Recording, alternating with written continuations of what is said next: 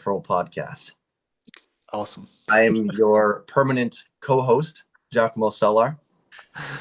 And of course, our father and leader, Tomohiko Nogi, creator of podcast and creator of great WaterPearl media. I'm not a creator of WaterPearl, just to make it very clear. But yes, creator of WaterPearl Podcast. Yes, and that's creator right. of WaterPearl media. Highlight that. Yes. What are you drinking, Tomo? I'm drinking water because this is very appropriate material. I myself am drinking mugicha. Mugicha, for those who don't know, is Japanese barley tea. Barley tea is great for you because not only is it water, which hydrates you, but it's also got all these natural minerals and nutrients in it. So it's got a lot of benefits. It's got antioxidant benefits. It may have anti-cancer benefits. It has oral health benefits, and it has vitamin E, has vitamin B. It's good for you. Because I've realized this recently, Tomo, that drinking just water, sometimes when I do that, I feel like I'm actually draining my body of nutrients. And that's because I kind of am, because I'm just providing a medium to wash things out. That's why when you drink a lot of water, when I drink a lot of just water, I tend to pee a lot, right? That's because it's just in and out. But if you drink things like tea, even, well, coffee is a diuretic, but even so, things that have it's not just water, it's like a steeped something with other nutrients in it, it actually creates more of a nourishing mixture that's also hydrating. I think actually one of the best ways to consume liquid is like natural fruit, like fruit juices and things like that, and like electrolyte rich things. I think like lemon water with like honey would be like a really good way, or just like orange juice with some extra salt in it. These are things that nourish, because then your body's holding on to that, holding on to that water and all those minerals, which is what we want. I used to drink only milk when I was a kid. From when I was in primary school, I used to drink only milk daytime, for some reason. And then from junior high school, I started drinking water more. But yeah, I don't know. It made me I don't know. My skin condition wasn't good, so maybe I should have had a bit more water. I feel like it was always dry. But yeah, it's well, milk. Yeah, I feel like milk's a good one though, because milk is like a natural mixture of just all the nutrients. Some people say it's so unnatural to drink milk. Some people say, "Oh, you humans are really not supposed to be drinking milk at all." I used to think it's such a strong emotion. I can see something, Well, there was like a 2-3 year period of my life where I was that guy who would go around saying, "Oh, it's so unnatural. We're the only species that continues drinking milk after infancy, and it's not even our milk. It's like other animals' milk. How weird is that?" It's it's not weird. That's gonna be our thumbnail. Film fall. Film fall. But it's actually not weird though, because it's part of human ingenuity to kind of source the best possible nutrient rich things, right? If drinking a cow's milk is unnatural, then surely killing a bison and cutting out its liver is unnatural too. You know what I mean? It's just readily available stuff. We're just using what's available. And milk is more available than killing and butchering an animal is. That's more simple to acquire. Human ingenuity, or maybe it was a truth or dare type of situation, in the very, very beginning. Everything starts somewhere, right? Yeah.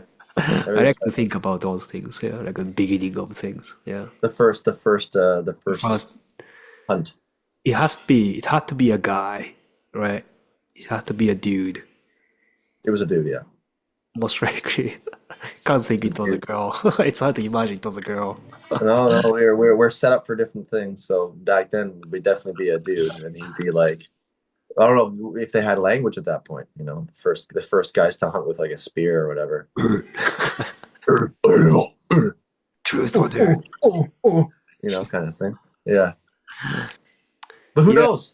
Maybe we did have language. Maybe that is a language, right? That is a language. That's right. If you can communicate, that's a language. Yeah. Wonder how complex it was. Yeah. Or was it just biblical? Like they built the Tower of Babel because they could all communicate, and then all of a Yeah. sudden God was like, "That's enough of that. You're building that way too high. You're trying to reach the Yeah. heavens. That's Drinking too much hubris. milk. I'm gonna knock that down, split you all up into different Yeah. nations and languages." Yeah. I wonder if the first cow would also let you drink her milk like easily. Like in the first time had to be wild for them too. Like this monkey suddenly approaching you. But maybe Well, I it feel was like or maybe for the cow. for the cow, yeah. Well, I think back, and I'm not sure about this, but I'm estimating. So you're so certain about everything else, but this, I am. I'm very certain.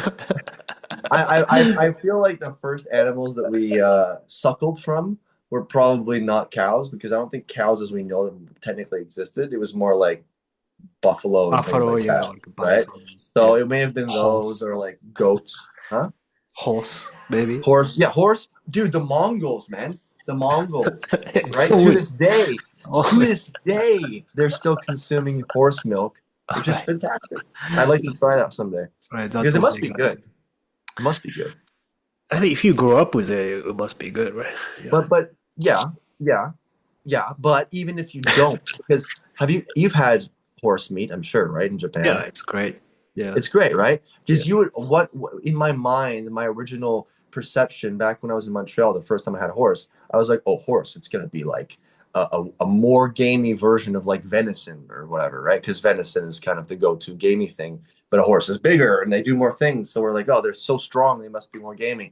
But in my mind, that's what I thought. And then I had it, and it's actually a lot milder than like venison, right? It's actually very mild and a little bit sweet.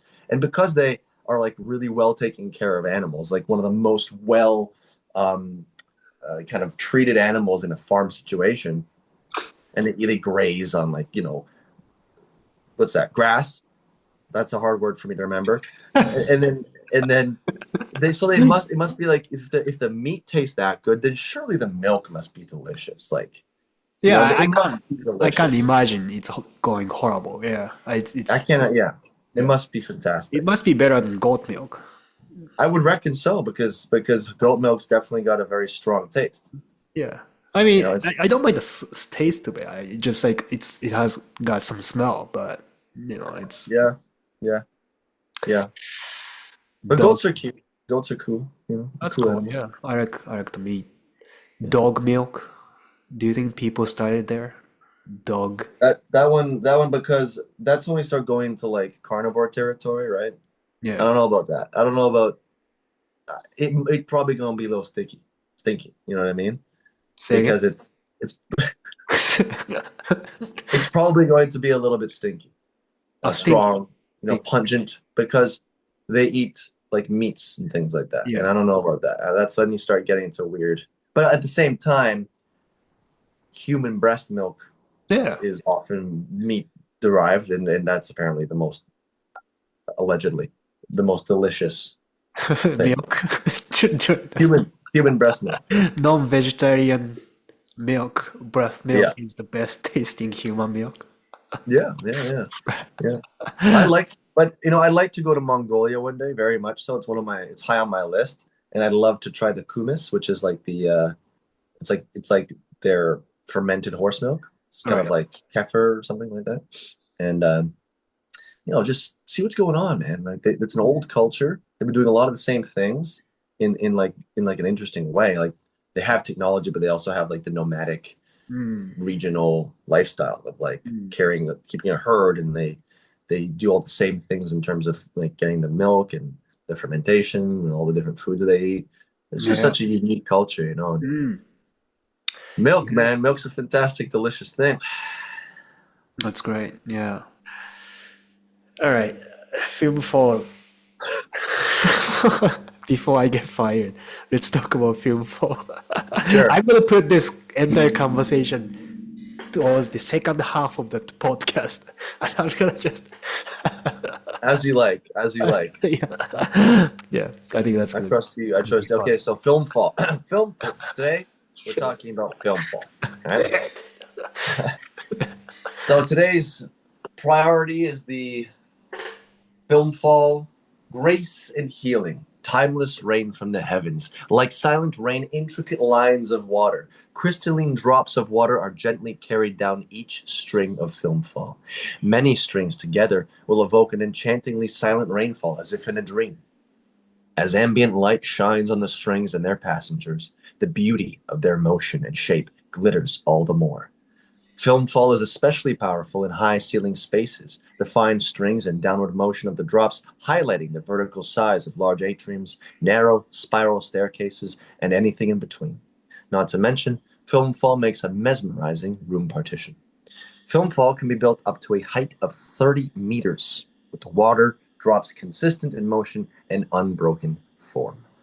Yeah, it's very miraculous. It's a very, again, one of those magical experiences to witness. One of the few products that we don't have in showroom, actually. Oh, okay. Yeah. Okay. I'm also quite excited about this, just a podcast about film fall, just because, again, this is also one of the products we haven't really filmed yet with explanation. So, Right. yeah. And again, I'm really looking forward to you seeing it as well. This is a Yeah. really quiet product, even though the water is constantly constantly dropping. You can see each kind of like each droplets are like pretty big. This can be achieved just because it's using these film, like these Yeah. strings. So basically, water is kind of dripping on top of these films rather than just simply dropping from the ceiling. And if you do it without these film strings, then water often just splashes and cannot maintain the shape, and it can just basically splash it into smaller droplets. That's what happens. But by having these strings, it makes it possible to see these rain or waterfall more visibly and express the movement. So it's the perfect mixture of a combination of sort of surface tension and size and length to provide the optimal pathway for these unbroken drops of water to travel. That's right. That's right. That's a good way to say it. Yeah. Quite an incredible amount of precision required to engineer something like this. Yeah. I'm just looking here at the mechanisms page, and we have the strings themselves are 4 millimeters wide and 0.5 millimeters thick of transparent acrylic. I'm assuming it's the same acrylic that we use for everything else, It might or be. not. It says it's specialized with the water's surface tension in mind to ensure the water consistently flows smoothly along. When it says it can be customized into lines, circles, checkered patterns, and many more, does that mean from the top, like if you're looking up, if you were under it, it would be like in a circle or like that? Or does that mean they can also make these strings like curved, like a spiral? Oh, yeah, that's a great question. For example, this one, Right. this one is more like kind of chessboard, very, Yep. very like, how do you call it? Checkered. Yeah, checker. Yeah. This one is more straight, horizontally straight, one straight line, right? So it's Oh, I basically see. like lined up in the horizontally one straight line. Right. Like, so it's like a row of individual strings, single, That's right. one string deep, Yes. rather. Yes. Right. And then this one, it was in Osaka Expo in the Belgian Pavilion. And this is making a huge kind of circle cylinder shape. Each string is kind of like aligned to express a one big round shape cylinder. Right. It's built in a circle pattern. So is this the one that the possible next emperor saw? That's right. He went- Yeah. He Okay. came by.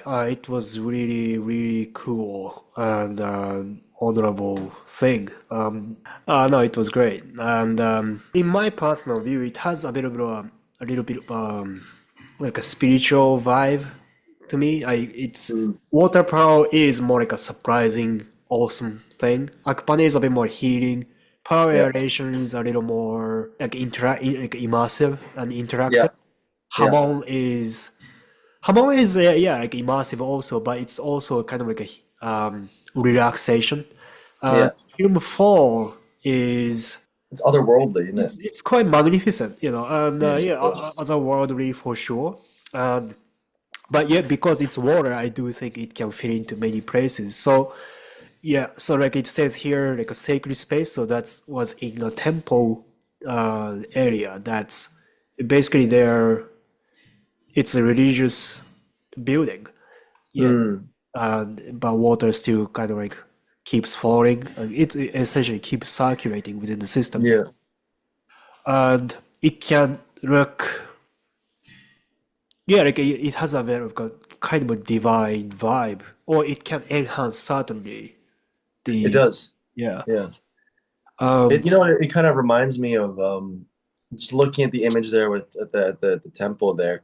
It's almost like that concept of reincarnation, right? Where the all right, souls do come down. good So point. it's almost like you see these souls are constantly coming down, or you could even from the Christian perspective, like Yes. just every new birth is another light, a light of the soul of a person coming down from heaven and coming to earth, right? It's Mm, this constant cycle.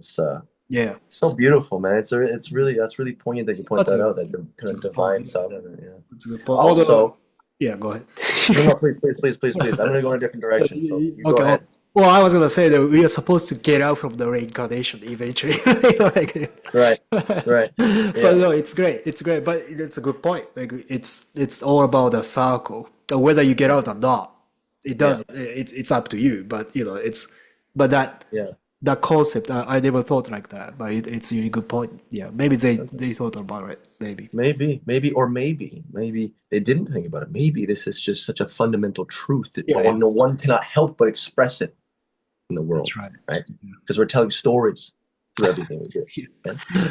But the one thing that I was just looking at it earlier, I was reminded of some imagery from like Dune, whether it's the David Lynch or whether it's the Denis Villeneuve. But I could just see, even because God rest his soul, David Lynch is no longer with us, but I could just definitely see Oh, really? Denis Villeneuve sort of taking um, some shot of film fall and doing something with like the third Dune film, The Messiah.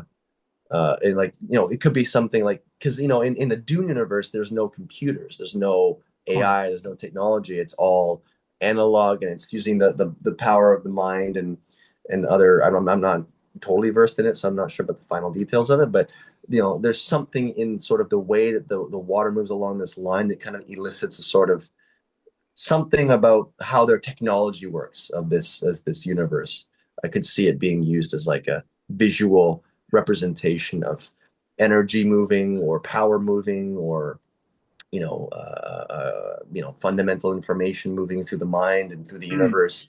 It's just because you can't. You could shoot it in a dark space with like a total black background, and you could probably shoot it in a way that makes it look like it's in outer space, like it could be something in space, like similar in the way that Christopher Nolan does practical effects, in the way he used various means to create the nuclear explosion effect for Oppenheimer. Like you could do, like Film Fall has so much. I feel it has so much potential because of the way it looks and the way it's built. It's very scalable for different sort of context in a story. mm. So yeah, I Yeah. would like to see that done. Someone please do that. Yeah. Oh, I didn't know David Lynch died. Oh, sorry, man. Yeah, he died. It's also like I checked, it was in January. It's a long time ago now. Far out. I didn't. How did I miss it? Great filmmaker. All right. Anyway, so okay. That's a bit of a downer. Uh, so in terms of where it can fit in, in terms of where it has been used, so the main one is this kind of event space. So namely the pavilion, at the Osaka Expo. Uh, Mm. or event space as in more like a nightclub, like a big commercial facility. I think that they tend to have they tend to use the film. They tend to use film for at max with the maximum advantage. Um, Another one that we had was more like onsen, like hot spring spa, Mm. or that Mm. kind of commercial facility. They just simply water is kind of like dropping around the ceiling area. And in terms of video, it must be around here. So it's That's such a great way to use these installations in like an onsen context because the whole onsen, the core of it is water, right? You're going that's into right. the temperature. That's So it's right. just like it makes so much sense. It's such a natural extension of that idea in the space when you're like in the lobby or whatever. It's like, oh look, the water's here. Like you're going to, here's the first taste of the water. You know what I mean? It's very cool. Yeah. And another thing is, I think also this is the bank in China. So this is kind of like a really you can kind of see it's a lot of cultural reference there. But yeah, so like it's a bank, Cool. a financial Yeah, institution, and yeah. it's kind of this kind of a big scale commercial facility tend to enjoy film for very much. Um, I think 100%. That's a big one too. Very vertical. it is, yeah, really vertical, yeah, straight up, Cool. yeah. Oh, that's great. That's a great installation. Good for them. Yeah, this is more like a shopping mall area. Yeah. I feel like this stuff would go well in Singapore. Yeah, Singapore had a lot of gave us a lot of opportunities, but also maybe somewhere like more like a Dubai area that really treasure water, they could really have some of them will reach out to us a while ago.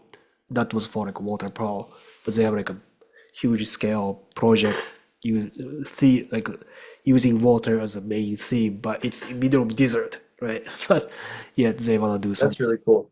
Yeah, So that's a great contrast. And like you said, that the way that because it's the desert, the water is so treasured. Having sort of, it's almost like a shrine to water in a sense. You know what I mean? it's a yeah, That's really cool. oasis kind of thing. Yeah, yeah. I Um, feel like Indonesia must be an up and coming Malaysia, market. yeah, we got someone. Yeah, it's again like yeah, like really, yeah, you must know this actually. Sorry, but yeah, we got someone, someone who follows our social media really like passionately. He always give us a like a heart mark every time we share some story. Like he's in charge of installing the actual water products. So Mm. yeah, and they install water power in Jakarta as well. So yeah, these guys. Oh, This is actually, yeah, it's is pretty. that the gentleman? Is that the He's the gentleman. Yeah. God Well, bless you, his Santosa. team. Thank you, sir. Thank you, sir. Yeah, it's a good video that they did. Just so this is how it's basically do it. This is installing water pearl, but yeah, Oh, the look at that. yeah, Look at just that. time lapse. Yeah, Well, it's a circle. This one's a circle. this was a circle shaped water pearl. Yeah, Oh, I've never seen a circle shaped one in my life, like in person rather. yeah, Oh, yeah. look at that. Oh, cool. Look at the. Oh, nice. Building up. Yeah. Next to there is a Tojima-san. I think he was in charge of the like overseeing the site. Mm, Yeah, mm. Good on him. Good man. yeah. Yeah. Look at that. What's this one here, Tomo? Yeah. Oh, good happy child. This is from the Mr. Santos again. Thank you, Mr. Santosa, sir. Give me Thank this you one. for your work. No, the one next to the left. Yeah, Yeah, this that one. this That was was cool. so there's a tunnel, Wow, look at that. It's a great shot. Kumamoto, and they have a water pearl inside. It's a big tunnel. That's cool. Yeah. That's great. If you go to Kumamoto, please visit. I So will. yeah, many people take Right. many people take photos in that area, and Oh, kindly wow. use hashtag waterpearl. Yeah, Thank you for your kind tags and giving credit where it's due, everybody. it's pretty good photo, really, because it's Great hard to photos. take a Great good photos photos. with waterpearl. 花 So, さん、great 花 photos. さん、ありがとうございます。素敵。ありがとうございます。I was in Nakano recently, and I saw some water pearl installations. I totally did not expect it. I was like walking. It's one of those like malls. It's like four floors. I could hear the bubbles of the pearl aeration, Oh, it's cool. and I thought of you. I was like, pearl aeration. That's pearl aeration, right? This must be our word. And then I went around the corner and I saw Akapane. I was like, it was very very effective, because most of the shops there kind of just had a very typical front, just like a wall and like whatever, a window with some stuff in it. But this shop, it was like illuminated, and it had the light blue, and then it had all the bubbles, and it took your attention. So it's very effective, especially in a context like that, to get you to come in. I don't remember what the shop was exactly, but I didn't go in. I just saw WaterPearl, and I was like, That's right. That's nice. it. It's very encouraging to see, when you're just out in your life and you just happen to see something that you are connected to creatively, or that that you support. It's encouraging. It's encouraging. I think WaterPearl is more widespread than I realized. Like a lot. Yeah. There's a lot more of it than I fully acknowledge. Especially in Japan, I think you see more akupane or pearl aeration more than WaterPearl itself. Yeah. It's more practical, right? And it's also, frankly, like it's also more affordable, and partially because it's also practical and it's also smaller scale. So yeah, it's every time you see it, please take photo and tag us, and we'll assess if it's by us or not. But yeah, most of it is by us. Yeah. Okay. Well, looks like we're gonna be running out of time this time, so I think we can kind of end it. Sad day. Zoom is telling us to cut it. We spent too much Zoom time is telling talking us about to stop, milk. Yeah. Okay, Zoom. Okay, Zoom. Thank you. Fine. Thank you, Zoom. Thank you, Zoom, for your patronage. Well, it's a great technology for free.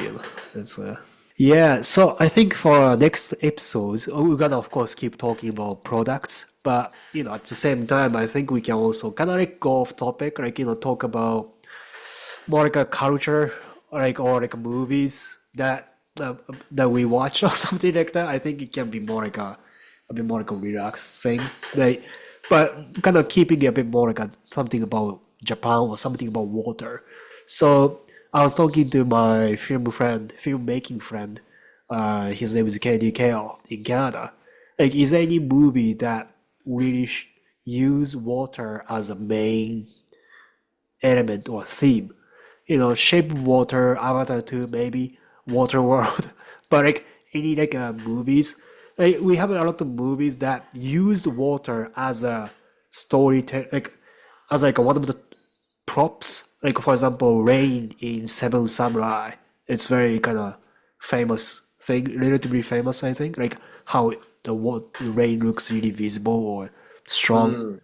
The martial arts movie in China, from China, it's called like Grandmaster, and they use water as a really like effective tool to show the movement. But I was like, well, is there any movie about water? Like, I just like water, Like, just yeah, like about water as the subject? yeah. Unless it's like a environmental documentary, but like as like a Right. Well, fictional thing, let me think. I mean, I don't know if it's about water, but water is like the setting is the movie The Abyss by James Cameron. Yeah, that's a good point. Yeah, Like that's great water point. it's everything. It's what it's the threat, it's the setting, it's it's a huge That's a part of good the point. film. Yeah. Or like you can even think of there's the Hayao Miyazaki's first ever directorial project was Future Boy Conan, right? And that's Right. in a world that is now covered in water, I basically. see. Like, kind of like, I guess Waterworld is kind of like that too, right? Ponyo is water oriented. Ponyo is We very talked about that already, yeah. right? Pokemon, there has to be some water theme Pokemon movie. Pokemon, yeah, true. Yeah, Water. What else is water? like that. Maybe we can talk about it in the next episodes. Like or like Yeah, movies that we think depicted Japanese culture really well. Stuff like that. sure. Let's just have fun. Or the It's a great. opposite, the movie that I didn't. that depicted Japanese culture horribly. Yeah, there's plenty of those. Plenty of those. Hard to pick the top three, But Well, one thing that I know we've talked about this recently, but Ikusagami, the last samurai standing. That's a good one. oh, it's That's a good one. That's really good. 6 episodes. Both of us, you and I, we both binged in one night, respectively, without knowing the other person did so. Like that's the kind of show that you make because you love the subject material, the subject matter, and I was listening to his interview, and he said that he was really, really blessed with like a bunch of talents, including the director. yeah, I mean, look at that photo right there, man. That's just you got like some of the top talent in working in Japan right now. So great. And it's like every character is somebody, some big name. In terms of like a sword play, I think he was the best. It's so cool, man. Yeah. What a I, great actor. yeah. But yeah, I can't stop thinking about this guy. Like to Don't want to me, spoil. it's hard to say he's a bad guy to me. Hmm. It's like from his point of view, like he happened to like he really likes his job, like Yeah. which was like defeating the enemy, right? And killing the enemy or whoever stands on his way. And in this TV series, we see his violence, and he would kill anyone who stand on his way, including the people on the street. And then again, I'm just talking from his point of view. Other characters are like judging him, and from his point of view, it must be like the hypocrisy of that. Like, Yeah. I don't know if they had a concept of hypocrisy at that time, but surely they had the concept of lying. Like, Yeah. dude, like, firstly, we've been doing this for ages, generations. We've been standing and stepping on these farmers forever as a structure, and you never treated these guys well. And like, and we always like, if this is like a battlefield, and if these farmers stood on our way, we would kill them without any regret. And you Mm. wouldn't judge me at all. Mm. In fact, you would do that, and you probably Yeah. did that. Yeah. And then now, because of the new era, Meiji era came, you're now judging me. And on top of that, not only that, if the Meiji era came and you decide to choose another way, oh, that's one thing. But you chose to participate in this game. This Yeah. game. Yeah. Then you're Yeah. now judging me? What the are you talking about? Is probably what he's thinking. Yeah, that's right. That's right. Yeah. That's right. Yeah. Yeah, I mean, because and you said like they probably participated in attacking these farms as well, but it's like I wouldn't be surprised if they did it together, because these Yeah. characters like him and the main character, they know each other, they've been fighting together for a long time, and there's just so much there. I would love to know what the actor's process was for coming up with the character and the story of this character, because what you're tapping into there is so rich, man. That's There is such a great perspective. It's so easy to just dismiss him as an animal, as this beastly, violent guy who's just psychotic. And that's one of the things I hate, is that we just throw around these terms nowadays, like psychotic, he's crazy, he's a psycho, just an animal, sociopath, whatever. But like, it's richer than that. It's deeper than that. You can't just. It's so easy to write it off as, okay, well, he's psychotic, so just get rid of him. It's like, no. There's a story here. There's a meaning. There's an origin to this behavior. There's a reason for why these things are happening. And it's strong, and it matters, and it's not just dismissible. That's right. We have to examine these things, and that's the kind of reverence that one has to have as an actor. Well, I would think anyway. Going to the character, like, you have to understand why he's doing that, because he can't just. I don't know. Maybe I don't know what his process was. Maybe he did just a psycho guy. But the fact that we're having this conversation about it shows that his depiction was so rich and nuanced that it's not easy to just chalk it up to that kind of a characterization. And examining because about the history, that the context of how these people would have transitioned from the feudal kind of samurai system, the shogunate system, into the new Meiji Western-based model of governing and social hierarchy. And it's just it's a great examination of that. And when you see it, it's a show called Last Samurai Standing, and there is a game in there, and it does feel, it's very like battle royale, Squid Game kind of, reminding you of that. But this is a book, right? And I'm not sure when it was published, but it's recent. preceded that. Yeah. It's recent, yeah. But even so, the game is not the point. The game is not the subject of the show.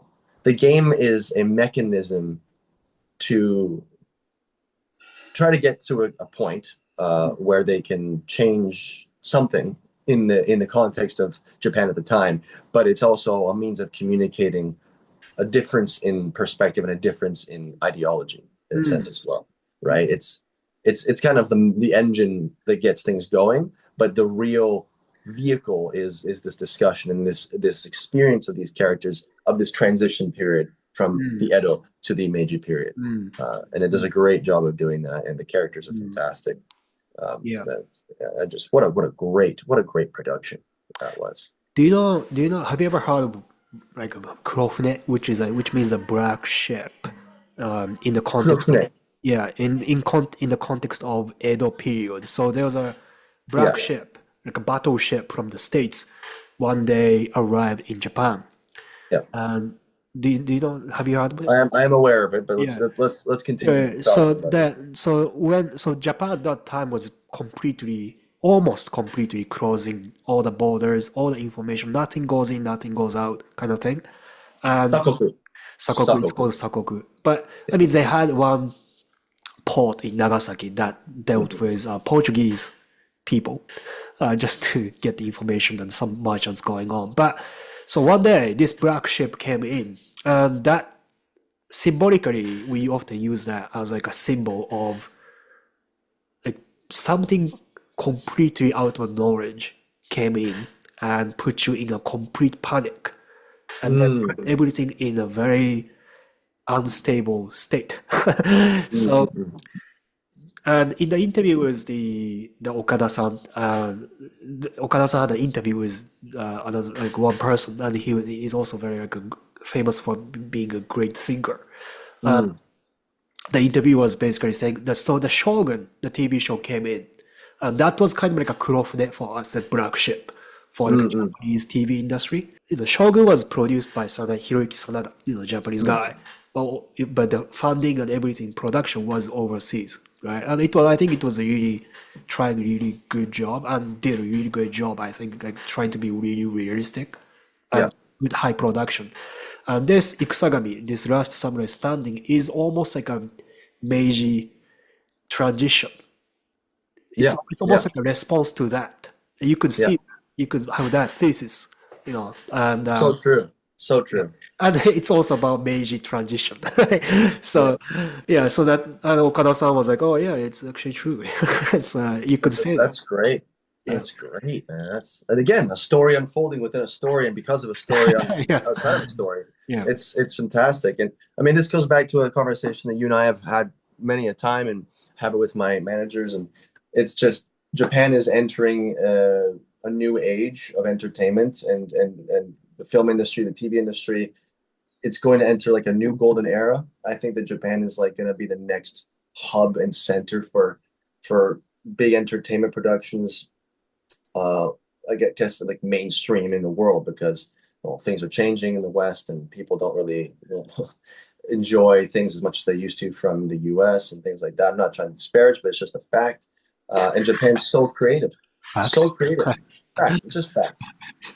Japan is so creative, man. I mean, anime has been popular for decades, but to see Shōgun kind of it's got the budget of a big Western show, like a Game of Thrones type of thing, but it's the context is Edo Japan, or not Edo, pre-Edo. It's got that budget, but the context is this Japanese setting. Plus you have Sanada, who is just doing everything he can to ensure that it's the most accurate possible representation of that time period in Japan. Like, he's got experts on etiquette, movement, everything. So he's producing while also playing one of the main roles. Like, he's just doing so much work to make sure that this is they take advantage of the opportunity properly to put Japan on the map on this level, And I remember watching it with my girlfriend, who's Japanese, and she was like moved by the fact that she said it's so cool to see the Japanese setting on this level, with that seriousness, with that grit, with that realism, with that Game of Thrones kind of, feeling. And Game of Thrones is just such a great bar in terms of quality I agree. Up to the fourth season. It's just so great. Oh, fourth season is great. Like it was really good. No, I said up to and including. Up to and including. I would extend that a bit more, but I know what you mean. I know exactly what you mean. Yeah, you know what I mean. So, no, it's great literature. Yeah, right. It's fantastic. So then Shōgun did that, but now because like you said, it was kind of a production with overseas companies, but Ikusagami, Last Samurai Standing, is a 100% Japanese production. And similarly to the way Game of Thrones had all these great actors in these roles that could kind of be perceived as small roles or temporary roles, if you know what I mean. Ikusagami does the same thing, but of course, if you're Japanese, you know who these actors are. If you're not Japanese or you don't watch Japanese TV and film, you may not know them, you may recognize them, but it's just so great to see the effort in the details of how to elevate everything on every level of this production.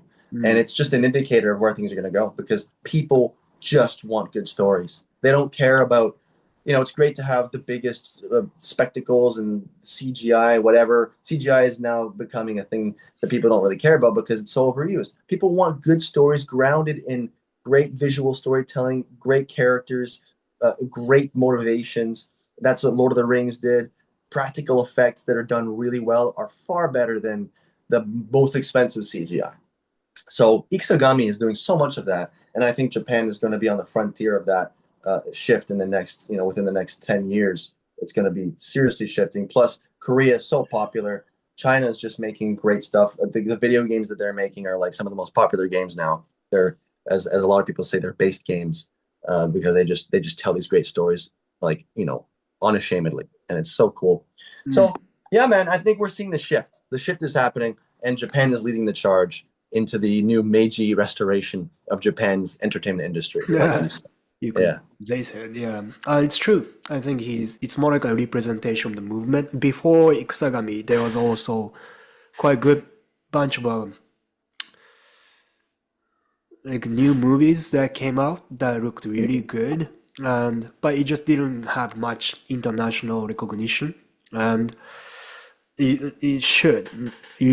But even for a Japanese audience, I don't, for example, your girlfriend I don't think she knew the movies that I saw that had Okada in, but it looks similar. Like in terms of quality of martial arts, it might even be better than what we have there. But like again, it's not really about the quality of martial arts. It's more like a movement and exposure. I hope they will tighten things up and don't go for, like, to me, it's like we talk about it, it's like the final fight between this main character and another character, the fire, right? To me, that was a bit giving into like the too dynamic to me. I wanted to be a bit more like tighter, but in season 1, I think that was maybe the proper way to go for it, like just round whatever we got, right? Just maximum.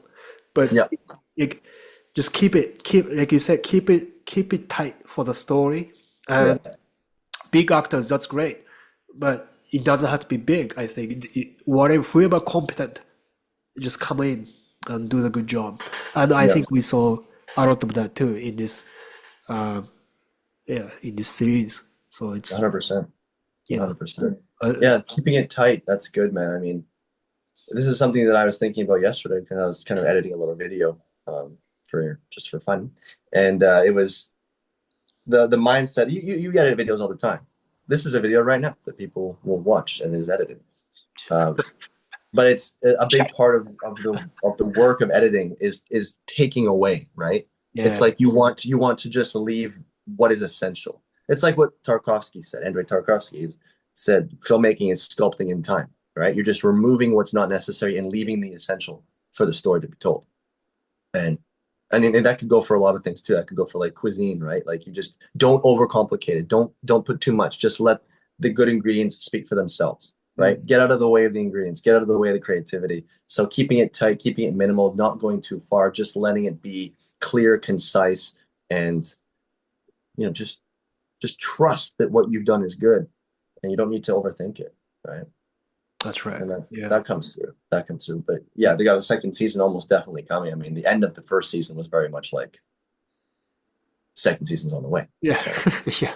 Yeah. I was hoping that everything would finish in season one, but again, looking at the quality of it, yeah, season two, yeah, please come in. But Yeah. yeah, you don't have to go wrong. You don't have to go too long. You could make a new one, completely new story. Yeah. I think What 2 about seasons is enough. 2 seasons? Yeah, because Yeah. I don't know the book, right? So like I don't know how long is the story. So, but yeah, again, as long as things are good, as long as the story is good, you know, go for it. But you Yeah.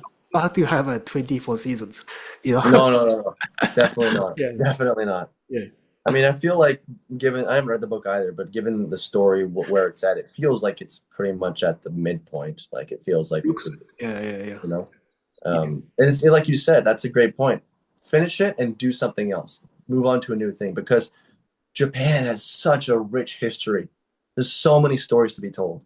Mm. So many stories. Like, has anybody done a story about like Hattori Hanzo or like, just like I know that there's the show what's it called? Go from like the early 2000s that's kind of about Tokugawa and Nobunaga and the Toyotomi, but like do we have like a great series of that level, of that caliber that's about, Mitsuhide Akechi turning on Nobunaga? Like that, like just even that, there's just so many great stories to be told that you could explore in the Japanese medium. Yeah. I mean, again, it's all domestic, right? So Yeah. like domestically, there has been so many productions Yeah. about the past, but again, I think internationally they could really look into making more, I think. Again, like about the samurai standing, I think even if you don't know the story or like this cultural context, I think you get the ideas uh, of what's going on. I feel like it's because it's just really about human emotions, Yeah. right? And you might say it's a lot of emotions that depicted in this is might be a bit more modernized, but I think but it still makes sense that how people go through these emotions, in terms of like PTSD the main character has, or in terms of the horror terror that she sees and feels when she sees the violence in front of her. And those things, I think it's very basic, human emotions. Yeah. And it's quite different from kind of like stereotypical impressions that people might have for these samurais, like honor or I don't know, politeness or like Yeah. like I don't know, like a really like a clean fighting or stuff like that. It is more like a human thing, and the reason why I think samurai culture emphasizes on honor is because human default status is not, right. So Yeah. you have a lot of guys like that guy that we just talked about, you could just call him bad guy. He might be a bad guy just because he's sure he loves his job, but his power is undisciplined, right? You need discipline to have a good functioning military guys. Yeah. You need to have a discipline. Otherwise, it's just a bunch of jokers, right? So, Yeah. Yeah.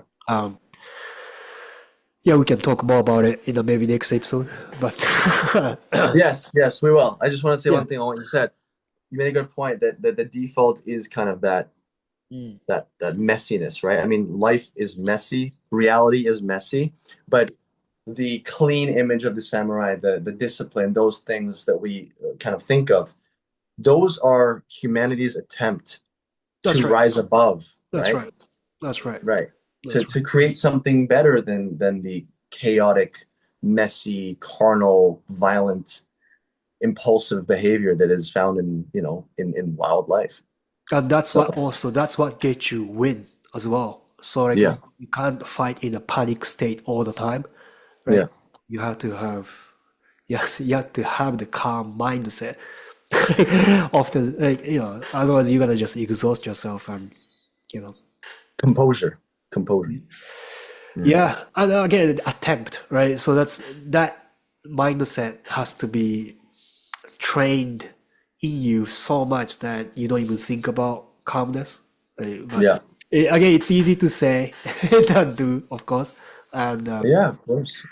but maybe that's why it sells to. Maybe that's why that kind of concept gets spread out to the world as a respected way of life, like a samurai. Absolutely. Because it's actually important. And it's not only the Japanese or samurai culture that talks about it, but it's just a pop. Again, it's a kind of popular thing in the subcultural context. It is. Yeah. It is. It's a great meeting of two very different kind of initially different perceptions of what life could be like. But the more we talk about it, the more we think about it, the more it makes sense that they have to go together. Like you have to have like chivalry with the knights in That's right, England, yeah. in Europe. Yeah. There's a responsibility, That's a right. sacrifice that goes with that power. You can't just have power and indulgence at the same time. That's where you get evil, right? That's right. But one of the great ways to acquire such composure and such focus and calm is through water, and WaterPearl provides that through film fall, Akane, WaterPearl, Hamon, full aeration. Don't you want to? Don't you want to be like a samurai and be composed? Spread goodness to the world. That's right. Bring some peace. Yeah, that's great. Well, yeah. Thank you, Tomo. Well, thank you, sir. Always a pleasure to participate in conversation with you in any context. Thank you. We'll talk more about WaterPearl and perhaps some of the movies in the next episode. Okay. Yeah, I will be going back to Canada for the holidays, so it's very likely that the next episode for me will be filmed in a different setting. But don't worry. Deep snow. Although the setting is different, my heart is the same. The solid state of water. Solid state of water. Ice. That's right. That's right. So thank you, everybody, for your time, for enjoying and listening to our conversation. Thank you. Ciao. Ciao. Merry Christmas. Merry Happy Christmas. New Year. And Happy New Year.